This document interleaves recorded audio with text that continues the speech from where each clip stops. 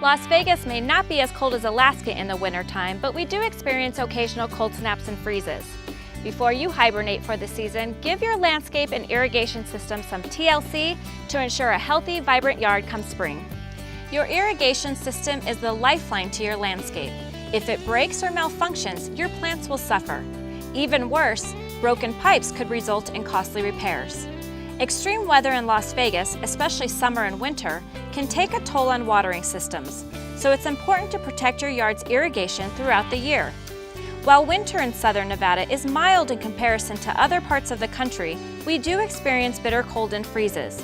Take these precautionary steps to prevent pipes from freezing and bursting. Walk through your yard and inspect your irrigation lines. Bury any exposed drip lines or cover them with a few inches of mulch. This will help to insulate them against water that could freeze inside and burst the lines. Disconnect and drain garden hoses you don't regularly use in winter.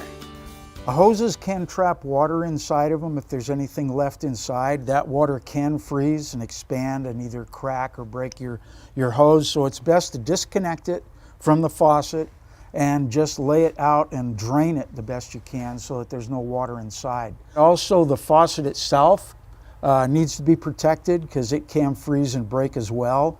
So you really want to try to protect that by putting a cover over it. There are special faucet covers made for that. If not, you can wrap it with a towel or something to keep it from freezing. Next, wrap exposed irrigation pipes with pipe insulation, an insulated faucet sock, or an old towel secured with duct tape. Loosely drape a towel over an exposed irrigation backflow device or vacuum breaker and cover it with a tall bucket that touches the ground. Nurseries and home improvement stores sell decorative protective gear and sleeves as well. When you cover your backflow device, ensure the ports are not obstructed.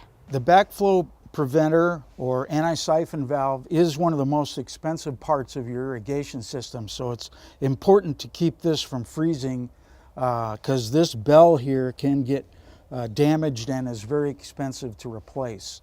So the pipes can be protected by the pipe wrap, which should be overlapped as you put it around the pipes, but the top needs to be wrapped as well and protected. That's very important.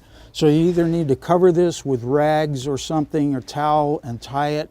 Try not to obstruct the entrance here to the valves in case you need to turn those off or on if this does freeze and break. But the easiest is to get a cover that are specially made for these that slip right over it, and that way you protect it and you can take it off if you need to get to it very easily, and it's really the best way to protect these. Finally, locate your water shutoff valve and learn how to turn off water at its source. Doing this will save you from major damage caused by leaks or burst lines. The next item on your to-do list is to protect your plants from the cold. Add an additional layer of mulch to the plants in your landscape. Mulch is a top dressing that covers the soil and protects plant roots from freezing. It also helps to conserve moisture so you don't have to water as often. Mulching is a good way to protect surface roots of plants from freezing. A good layer of 1 inch to 2 inches of mulch around the base of the plant will protect those surface roots. Now, mulch can come in different forms. Organic mulch is the best thing to use, but inorganic mulches like rock can be protective as well. This has a nice deep layer of rock which will probably insulate it fairly well, but if it's a shallow, thin layer, it's best to pull that rock back, put a nice inch to 2 inch layer of mulch around the base of the plant, and then cover it back over with your decorative rock. And then that way you'll have that insulating ability for the plant roots. Your potted plants will appreciate some warmth too. Frost-sensitive plants like tropicals and other things that can be easily frozen, they should be protected. A lot of people will grow those in containers or pots. Those should be brought in a protected area, say a patio or up close to the house where they have an overhead protection from cold. That will usually protect them well enough. Also, if they're facing south or west, where they get the warm sunlight during the day, that will also help to keep them a lot warmer. But in general, you should protect anything that's frost sensitive by bringing it inside, sheltering it. If it's in the ground and a little hardier, like most of these plants behind me here are drought tolerant, very hardy ornamentals. If there is some frost sensitive items, you can protect these by covering them with burlap or old sheets or blankets, or even an insulated cover that are made specifically for plant covers. With these winterizing chores out of the way, you'll lighten the load of work in your landscape for the rest of the season. By late winter, you'll only have one more task to complete to prepare your yard for spring: prune your trees and shrubs. When pruning plants in the winter, you should consider both evergreens and deciduous plants as separate for pruning purposes. Evergreens such as these Indian hawthorns and the euonymus are fairly hardy and will take quite a bit of frost without any problem. If they do get a really hard freeze, it can discolor them or sometimes even burn the tops. The new growth especially is more tender. Now if they do that, you're best not to prune those until after the cold weather is all finished. That way you protect the lower parts of the plant from freezing anymore.